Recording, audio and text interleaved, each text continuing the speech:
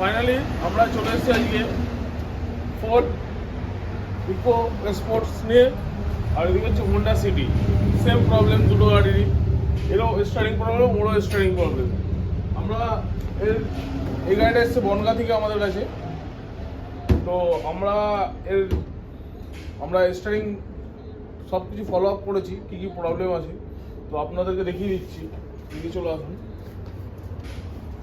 গাড়ির main reason, কাস্টমারের main বক্তব্য ছিল আর গাড়ির স্টিয়ারিং ক্রস কেটে গেছিলো। কেটে যাওয়ার পরে স্টিয়ারিং ক্রস নতুন লাগিয়েছিল কাস্টমার। নতুন লাগানোর পর থেকে গাড়ির স্টিয়ারিং আর ফ্রি হয়নি। তো ক্লক স্প্রিংও কেটে গেছিলো, দেখে নিন। ক্লক স্প্রিংও নতুন লাগিয়েছে customer, brand new clock spring আছে। কাছে ক্যামেরা নিয়ে দেখা, দেখে নিন। ক্লক স্প্রিংও একদম ব্র্যান্ড নিউ আছে কাস্টমার। তো আমরা সমস্ত কিছু সব খুলে নিয়েছি, আপনাদেরকে দেখিয়ে নিচ্ছি।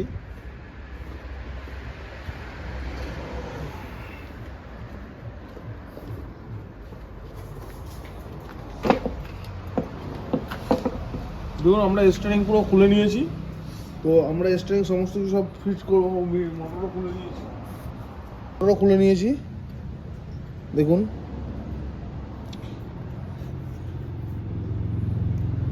আমরা টোটাল সব জিনিসটা চেক করব যে মোটর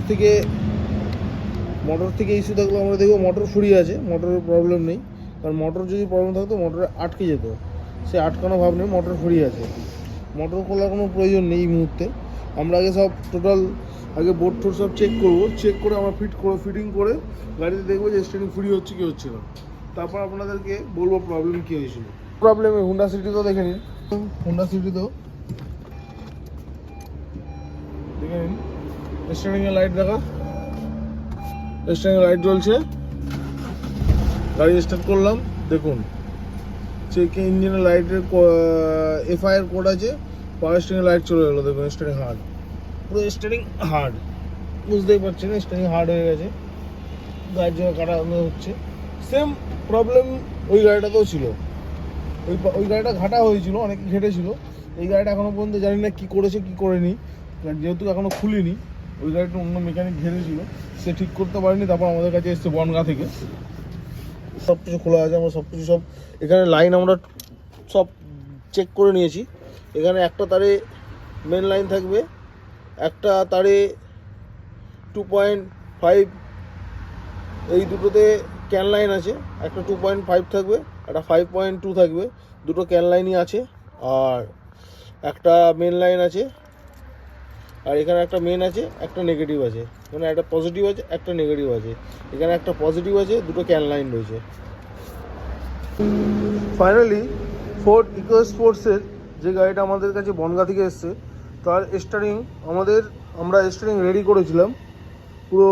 আমরা ভেবেছিলাম টর্কের লাইন খোলা আছে, কারণ যে মিস্ত্রি কাজ করেছিল টর্কের লাইন খুলে ফেলেছিল। আমরা ভেবেছিলাম টর্কের লাইন লাগিয়ে দেবো, স্টারিং কমপ্লিট হয়ে যাবে। তো টর্কের লাইন লাগিয়ে স্টারিং কমপ্লিট হয়নি, লাস্টেও প্রবলেম দেখিয়েছে।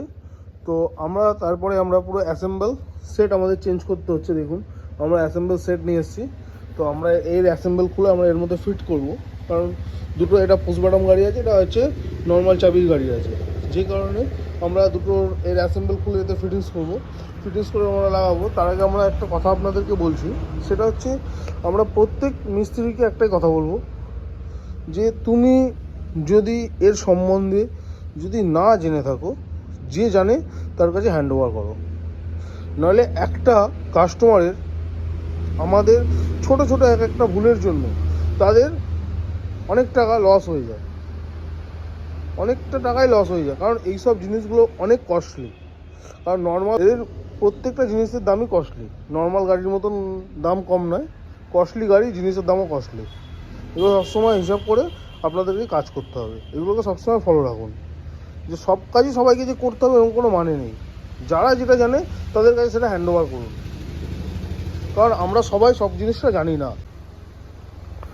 ফোর্ড ইকো স্পোর্টসের যে আপনাদের পাওয়ার স্টিয়ারিংয়ের যে প্রবলেম হয়েছিল, আমরা পাওয়ার স্টিয়ারিং পুরনো মডেলটার মোটর সমেত পুরো চেঞ্জ করতে হয়েছে। কারণ টর্ক সেন্সারটা খারাপ হয়ে গেছিলো। টর্ক সেন্সার সেকেন্ড হ্যান্ড আলাদা করে বিক্রি মার্কেটে পাওয়া যাচ্ছে না, যে কারণে সবাই কমপ্লিট স্ট্যান্ডিং দিতে চেয়েছে, যার জন্য আমাদের কমপ্লিট স্ট্যান্ডিং নিয়ে এসে লাগাতে হয়েছে। আমরা দেখুন গাড়ি ফার্স্ট স্টার্ট করে নিচ্ছি, গাড়ি স্টার্ট করে নিলাম, খালি হ্যান্ড ব্রেকের লাইট আর যেহেতু ডান দিকের ডোর ওপেন হয়েছে সেই ডোরের রয়েছে। আর আগে মিটারে এখানে আগে ফলো করে নিন, আগে ডিজিটাল মিটারে স্টারিং ইস্যু বলে লেখা আসছিল, এখন সেটাও আসছে না, দেখে নিন প্রবলেম সলভ হয়ে গেছে। আর এখানে মিটারে স্টারিংয়ের লাইট জ্বলছিল, ইপিএসের লাইট জ্বলছিল, ইপিএসের লাইট এখন বন্ধ হয়ে গেছে। আর হ্যান্ড ব্রেকের যে লাইটটা জ্বলছে দেখে নিন, আমরা হ্যান্ড ব্রেক নামিয়ে দিলাম, হ্যান্ড ব্রেকের লাইট অফ হয়ে গেছে, ডোরেরও লাইট অফ হয়ে গেছে।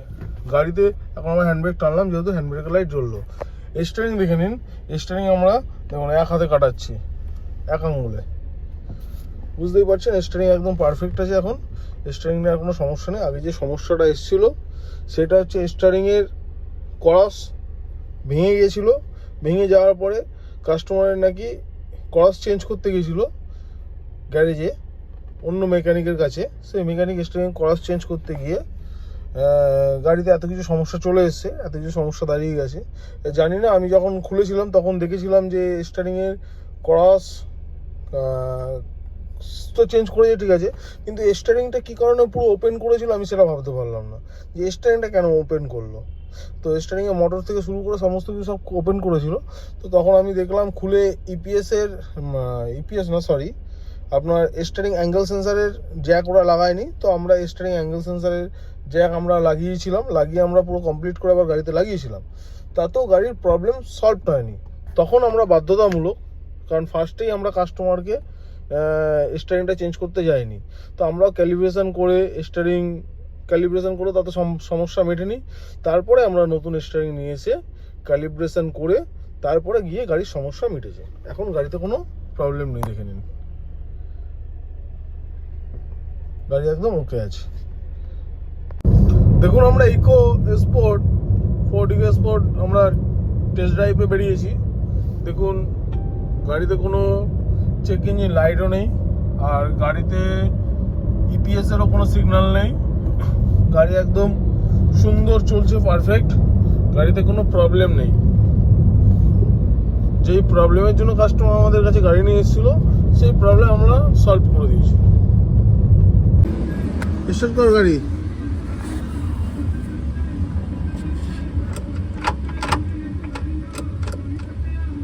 দেখুন স্টারিং র্যাকটা একদম ব্র্যান্ড নিউ আছে, ব্র্যান্ড নিউ বলতে গেলে হচ্ছে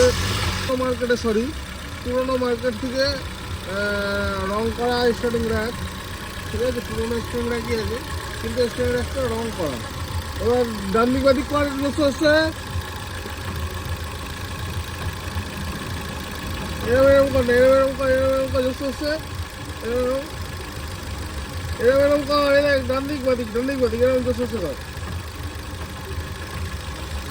আওয়াজ পাচ্ছেন? ভালো করে শুনুন, পুরো দেখুন, এখান থেকে বুঝতে পারবেন। দেখুন দেখতে পাচ্ছেন যে স্টারিং র্যাকটা গজছে, হাতে করে যদি আমরা গজাই স্টারিং র্যাকটা পুরো গজছে, এখানটা পুরো গজছে, এখানটা বুঝলেন তো। তো এরমভাবে আমি মনে করি প্রত্যেক মেকানিককেই বলবো, এরমভাবে কাস্টমারকে কখনোই মানে খারাপ মাল দিয়ে পয়সা বুঝিয়ে দেওয়াটা উচিত নয়। কাস্টমারকে পয়সা তখনই নিন যখন কাস্টমার মাল পার্টস লাগিয়ে স্যাটিসফাই হবে, কারণ কাস্টমার আমাদের কাছে স্টারিং এর কাজ করাতে ছিল, আমরা স্টারিং কমপ্লিট করে দিয়েছি। কারণ কাস্টমার যদি আমাদের কাছে আবার গাড়িটা কাজ করাতে চায় আবার আমাদেরকে পেমেন্ট করতে হবে, যে কারণে কাস্টমারকে আমরা সাজেশন দিয়েছি, শুনুন যেখানে কাজ করিয়েছেন সেখানে আপনি একবার দেখিয়ে নিন, কারণ সেতে আপনার কাছ থেকে পেমেন্ট নিয়েছে, সে আপনাকে হয়তো ঠিক করে